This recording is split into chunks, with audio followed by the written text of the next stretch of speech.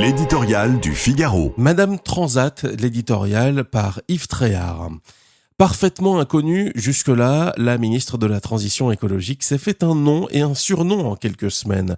Pas pour le meilleur, comme ces chanteurs, auteurs d'un tube qui berce la France le temps d'un été, mais pour le pire, alors que la canicule et incendie ravagent le pays pendant les vacances. Monique Barbu, surnommée Madame Transat dans les alcôves du pouvoir, provoque polémique sur polémique par ses sorties de route.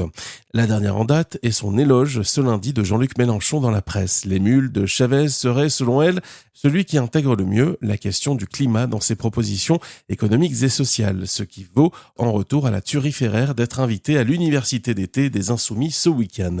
Au même moment, le Premier ministre essuyait de son côté les critiques des sinistrés en Gironde. On comprend mieux l'exaspération de Sébastien Lecornu, obligé de supporter cette ministre qu'Emmanuel Macron a retenue au gouvernement fin juillet. En désaccord avec la loi d'urgence agricole, elle voulait claquer la porte.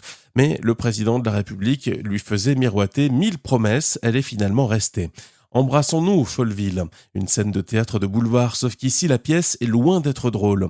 Alors que la France brûle, Monique Barbu n'a pas jugé nécessaire d'être au feu aux côtés des pompiers et des victimes.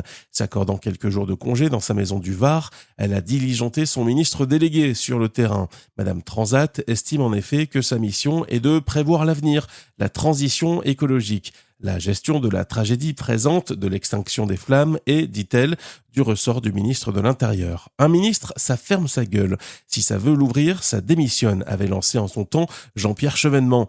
Question d'honneur et d'une certaine conception de l'État, avait-il expliqué plus tard pour justifier ses sorties du gouvernement en 1983, en 1991 sous Mitterrand, puis en 2000 à cause du dossier Corse.